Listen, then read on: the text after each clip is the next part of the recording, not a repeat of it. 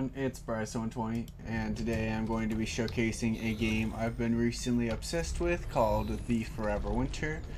It's a looter shooter extraction game, but instead of like being PvP like something like Escape from Tarkov, it's simply PvE. It's something my brother recently introduced me to about 2 weeks ago.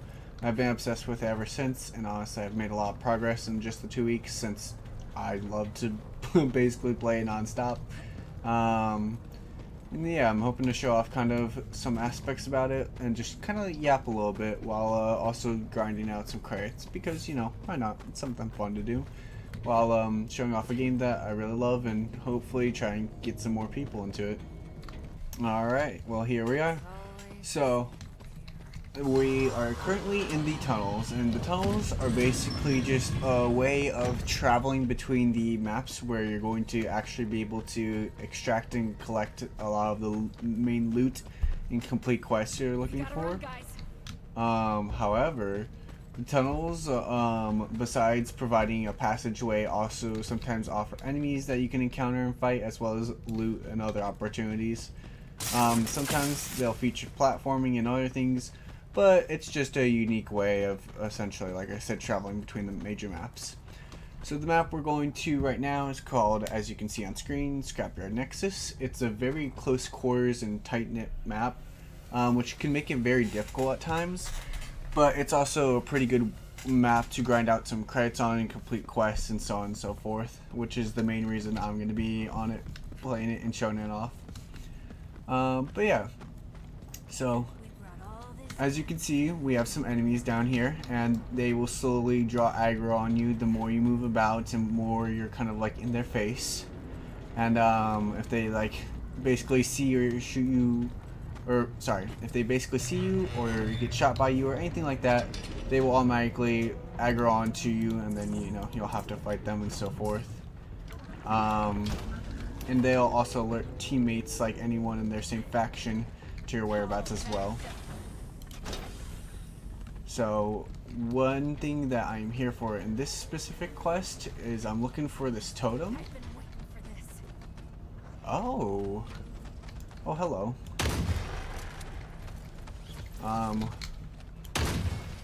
So yeah, as you can see, I'm killing enemies and I'm able to like pick up their loot. Like I can like search for what they got on them. And those guys down there, those guys are problematic. Those are brawlers, and there's something I'm going to have to deal with that I don't want to because they're quite strong. But until then, I'm gonna just go around and continue to loot some things, and then I'll fight as I have to, essentially.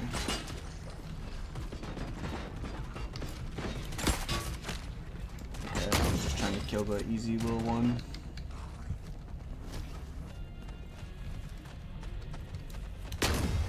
You're gonna notice that I'm gonna have to be quiet and kind of focus, just because, like I said, quite the dangerous map, not gonna be the easiest thing for me to do while also yapping.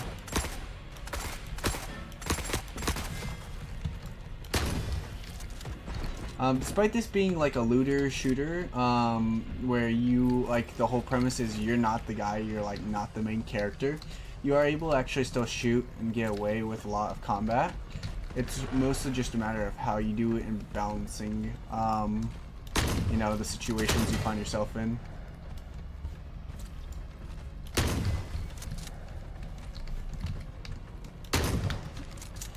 Okay, did not mean to grapple up there, but it's fine. No harm, no foul. I'm still alive. And so because if you like fight too much, the game kind of tries to punish you in some way by spawning what's called hunter killers on you, like the game has just done right now.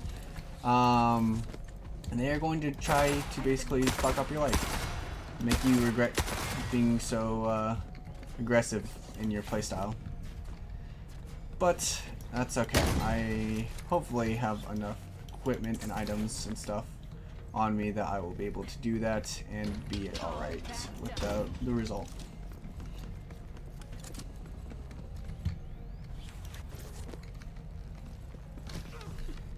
A heavy brawler, interesting.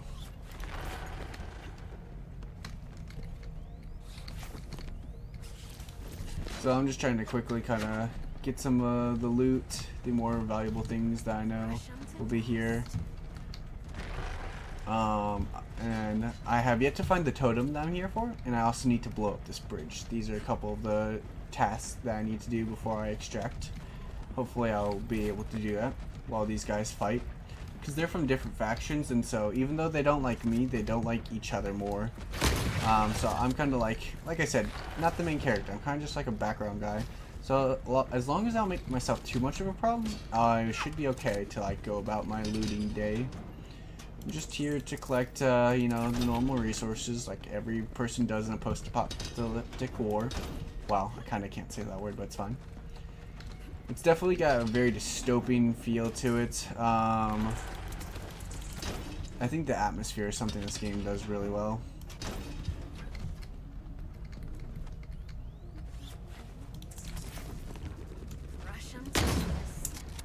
You die for me. Thanks, man. Appreciate that. I think I just opened that. That's pretty silly of me. I'm wondering where this it's like trophy icon type of thing is that I'm looking for this quest.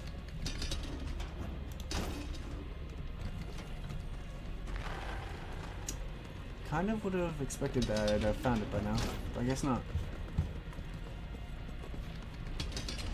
You'll notice as I'm going through and looting these things that some of these bins look different, and they will, for that reason, contain different resources. It's like this is obviously a medical crate, this is a silver goods, that's a material bin, and here we got one of the hunter killers. They're kind of strongish. I mean, the fact of the matter is, and like what makes them dangerous and so deadly compared to other things, is that they will continue to spawn and they know where you're at always. They don't have to, unlike many other enemies, kind of like suss out your location. They're aware. So like I said, we want to let them fight while also managing to keep ourselves safe and getting some loot.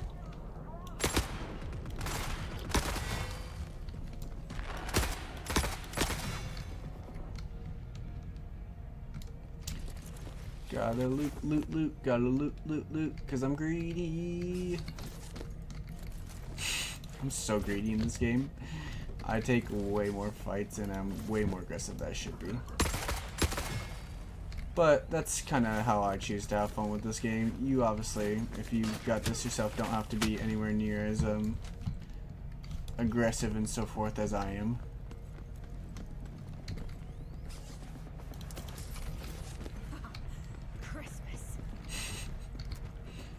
Wondering where the hell this totem is. I don't know if I'm gonna find it.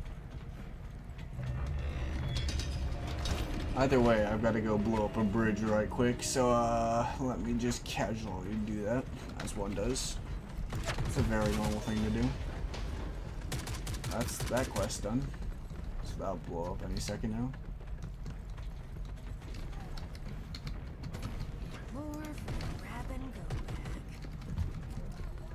Oh, is it not gonna actually blow up? Oh, I planted it on the mech right here, not on the bridge. I see. You know, I read that at some point when I was taking that quest, and my brain just like never properly connected the dots after that. Thought about it a little bit, and I'm like, yeah, that probably makes sense. I probably just like blow it up right now.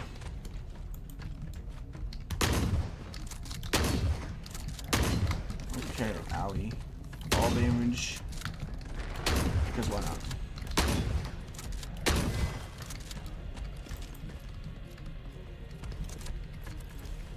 It's okay, brawler, I'm not real.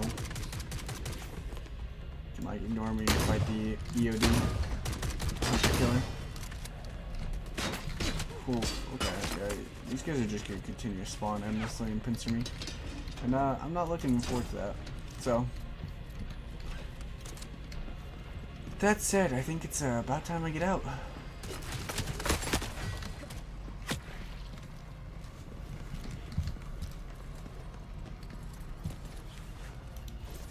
We'll just grab all of it at this point. I don't know, there must be like a secret area where it can spawn, because I don't think, yeah, I never found the thing. I just don't know where else it would be able to spawn that, like I wouldn't be aware of. Hmm. Very unusual. Maybe it's not a guaranteed spawn either. It might just be like a bit of a chance thing. Or maybe it's out in the middle with like all the other loot and stuff.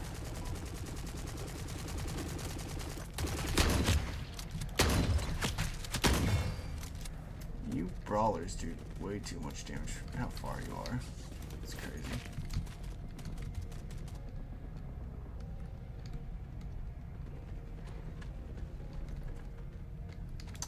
That's a sealed package, which I will definitely take.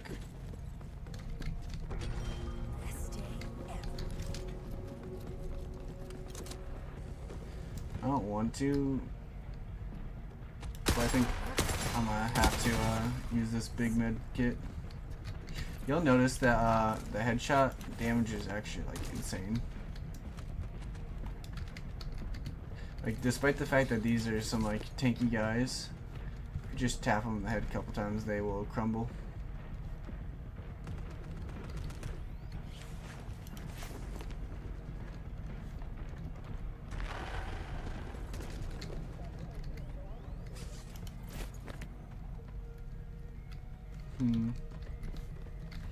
Okay. Yeah, I'm not gonna find it. I don't know why, but I just simply not having any luck with it. Which means it's time for me to heal and get the fuck out.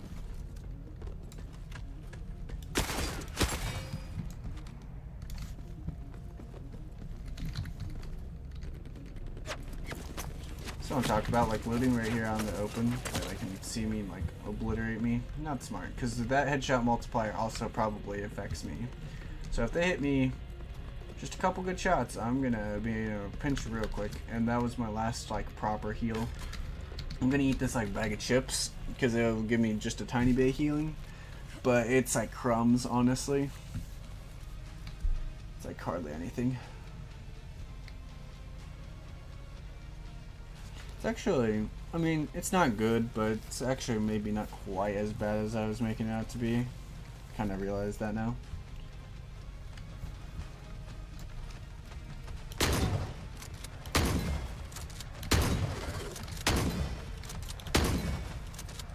I was gonna say, what is the robot bro doing? He was not with it for a second there.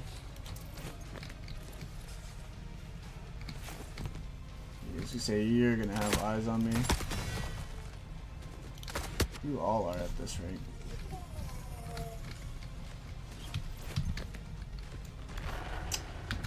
Alright, it is pretty much go time.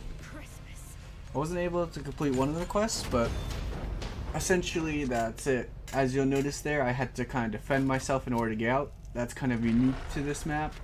Lots of other maps are able to just extract the moment you go to it, or maybe there'll be a 5-second countdown, but in this map I have to kind of defend myself for a whole minute while the elevator or whatever like becomes available again for me to access and actually like escape through. And if I wanted to, I could continue further into the tunnels, because after every map you get the chance to like kind of go further, but I was already out of meds and so forth, and not really wanting to basically like risk all these items and so forth that I was able to acquire in that map. So for that reason, we're gonna return to my base essentially. So when you get back to your base and you get like all this loot and supplies, if you get any boxes, you can go ahead and open them like this. It's gonna be a little bit of a like a loot box essentially. You'll just get random ammo and resources. Some that you can use obviously to heal yourself or to craft other unique items. So yeah, let me go ahead and show that off. So I got like an ID, which is like basically an explosive, some heals, and some rig lights, which are kind of just convenient little light lamps when you're in the tunnels and it's kind of hard to see. But I can also come over here now that I've unlocked it, and I can go ahead and actually craft my own ammo with the resources that otherwise kind of would have no purpose other than to sell. And like, let's say, you know, I got some of these resources that I really just am not going to use. I can go ahead and go over to my buddy here from one of the factions, one of the vendors, and I can like go ahead and sell some of this. So like, you know, these power cells, maybe I don't need so many, and I could go ahead and sell them for credits. Vice versa. I can also buy things from him. You'll notice that he sells me weapons that I can buy, and as my like faction reputation changes with him, he will trust me more or less depending on what I do, like how many quests I complete with him, or how many of his people I'm killing. Because believe it or not, they don't take too kindly to that. But yeah, so I'll go ahead and head over to the quest board, and we'll go ahead and claim some of these quests then. So I have from that mission, I've got about 2 million credits I'm sitting on, which is quite a pretty penny in this game. And I'll go ahead and claim some of these, and you'll see that I basically get some credits, some XP, and some reputation with some of the like people I'm completing quests for. I also get some crafting parts too, which is nice. So with all that said, I got about 150,000 credits from the quests that I was able to complete, and I wasn't able to complete one of them, but still a very respectable amount considering that I had other items I also managed to snag and could sell. But yeah, that's essentially the whole gist of this game, is going in, completing raids, getting paid, doing quests, and so on and so forth. So we'll go ahead and we'll go to a different map just to show off some of the other things that you can do. Ooh, I will actually take that one though. It's a good quest. I'll have to come back for it on a different map, but it's a good quest nonetheless. Okay, so there's nothing too crazy here as far as the quest that I'm looking for. But we'll go to Scorched Enclave, which is it's like an early beginner map that everyone can access. And one thing I love about these like looter shooter type of games is the fact that once you bring back items to your base, they're kind of yours to keep and do whatever with until you die. So in this case, you can see I have all these different types of weapons, but I only have limited quantities of them. It might be hard to see, but I have like 26 M16s, and if I go in and I die with one, you know, then that's kind of gone. But I'm able to also decide how much equipment I want to take in. So, you know, I can bring in some ammo for my guns, both my AK and my shotgun. And I can also choose how many heals I want to bring in. So in this case, I'm going to bring in a decent amount of small and medium heals. And then, since it's a beginner map, the cost to travel to it is free. Whereas if I wanted to go to some of the more advanced and more difficult maps, you can see that there's a cost associated with them. It will cost me water and what's called a fast travel drone. But in this case, we're going to Scorched Enclave, a very easy beginner map. So with that, let's get it. But yeah, honestly, I'm not even sure why I like this game so much. I think part of it is because it is PvE and not PvP. I can kind of just play it more. Like, I still have to focus. It's not like it's a super easy game. But unlike something like Marauders, which was my first like looter shooter extraction type of game that I've played, it's much more relaxing. You know, I don't have to fight like players and constantly basically be getting skill diffed. Because let's be honest, it's tough to get into looter shooters. It can be very difficult and punishing when you get one shot by these players that know all the angles and so on and so forth. And unlike a match of like Valorant or something like that, you know, you're bringing in all these precious resources that have taken a long time to like get, and then to like just die like that can be very frustrating. I think that's just stuck in the ground up there, so that's kind of neat. But yeah, so for me, this has kind of been my recent obsession, along with obviously, as you probably already know, Schedule 1, which I've been playing and I will continue to play for a decent bit still. I want to like, I don't know, I'll play until I'm basically satisfied with how far I've made it through. So this guy, as you can probably tell, was a grenadier, which means he has the ability to kill me very easy, because I'm running a specific character or class called the Scav Girl, and she's able to basically move very quickly and loot very quickly. However, she doesn't have as much health as some of the other people do, and she also can't hold as much content in her bag as some of the other characters.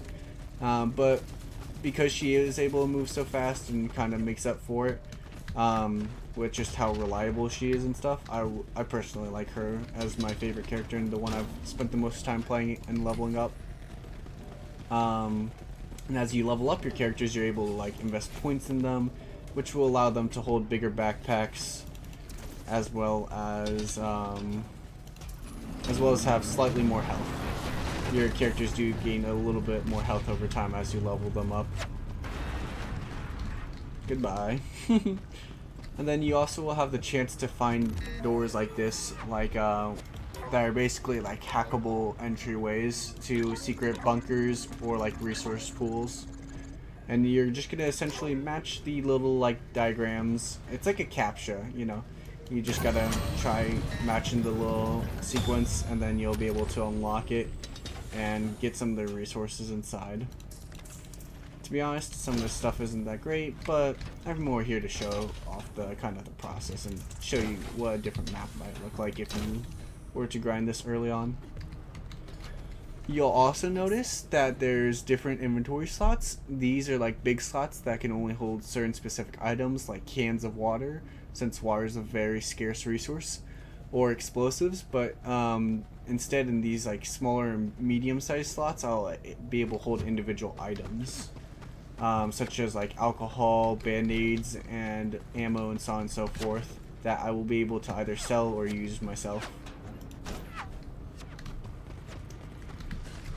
So this is a generator right here that I'm climbing over to get up, and it's a quest where you'll have to like power it up one time. And there's a lot of different quests and things like that that make the game very replayable in my opinion. Like whether it just be to like activate a certain thing, or collect a certain amount of an item, or kill a certain amount of a faction. I like that. It adds a lot more kind of just replayability, like I said, more depth too. Because as you kill more of a faction, they will either own or claim more or less, that's what I meant to say, of the like land. And if an enemy faction claims like a land like very tightly to that one faction, they will send in stronger units generally. So one of the end game maps, called Underground Cemetery, has some very, very strong enemies, just because it's basically owned by just one faction, and so they've got it locked down, so they're able to like send in some of their very strong people to like kind of make sure that they keep it secured. Honestly, as to why it works like that, I'm not too sure, but I like that it's dynamic and that, you know. There are also radio towers throughout the map that will enable you to kind of get more information as far as what factions hold what side of the map. It's like percentage wise. And there's the radar over there. As to the story or the lore of this game, I'm not 1000% sure, and I think the game makes it clear that it's a bit ambiguous. All we really know is that the major powers or countries of the world basically one day started to fight each other for control. And there's 3 different factions. Europa, which is supposedly like a combination of the US and in Europe. And then you have Euruska, which is, oh, my sniper round. No please. Then you have Europa, which is, Euruska, which is, I believe, just Russia and part of Europe. And they are on the same team as Eurasia, which is once again part Europe and part Asia, as far as like what countries make up that team or faction, if you will. So there's 3 different factions, and obviously, you know, you can complete quests for all of them, but ultimately they're working like with or against each other to try to like gain control over the separate maps you'll visit. It doesn't seem like there's any super strong enemies or things on this map right now. but sometimes we'll have like big, what's called medium mechs, which is crazy that that's a medium mech, because you should see that thing when it's like fully alive and like moving and kicking everything's ass. But you'll see these like roaming around the map, like kind of fighting other things, whether it be tanks, helicopters, or other medium mechs. But yeah, I'm basically just looting. I'm like filling up my large slots, and then I'm killing until I've filled up my inventory with like what I've come to know as pretty decent stuff.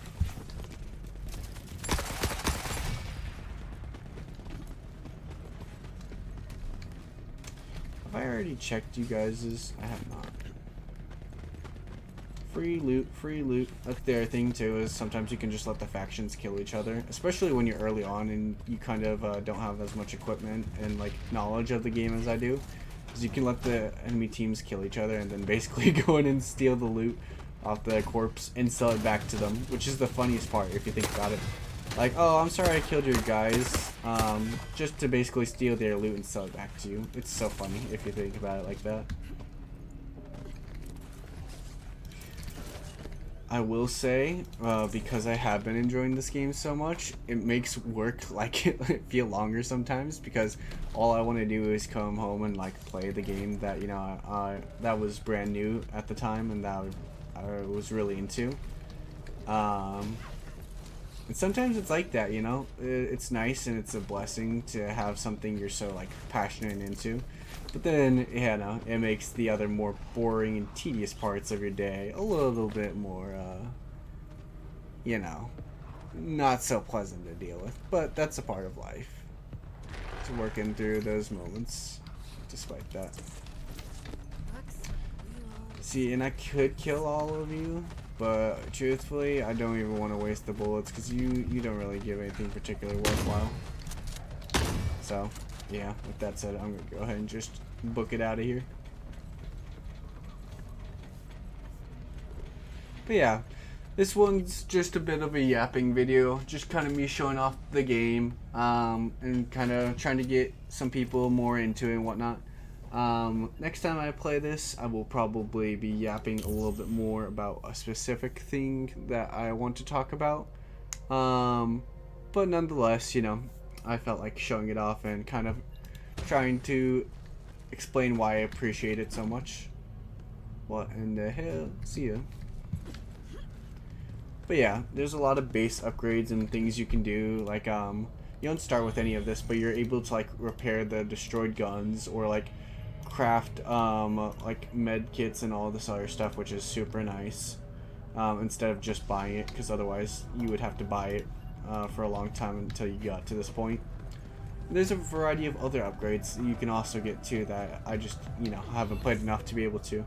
Whether that be increasing the amount of water that you're able to hold, having bots that basically get water for you daily, defense turrets to like defend your base against raids. Obviously the crafting terminals I already have and I shut off. But there's other things too. You can even get a doghouse. I'm not really sure what it does, but you know, it's something cool that you can invest your points into. And even the more like things you might think are decoration, like your personal quarters, actually do provide a bonus buff. Like for instance, they give like 10% more health until death, and this buff returns 24 hours after death, and you can like upgrade it more, so that way it gives you a better resource or better like benefit and shortens the time. With the top one being really good, 25% until you die, and the buff returns after 6 hours. And that's a pretty good buff, honestly. Same with the bar. I imagine there's some very good buffs to be had, but truthfully, I haven't put in too much time or money into it yet. But that's something I'm definitely gonna have to do. It's just it gets very expensive. But yeah. With that said, thank you guys for watching and for viewing this little video. I hope the resolution, the audio, and everything else sounds a lot better this time. I will try basically learning from my mistakes from the last video and this one, because I'm sure this one still isn't perfect, and I will try to fix them and incorporate them into future videos, so that way hopefully it just looks better and sounds better and I sound more kind of engaged and so forth. But yeah, Thank you guys for watching, and until next time, I will see you later, my gamers. Peace.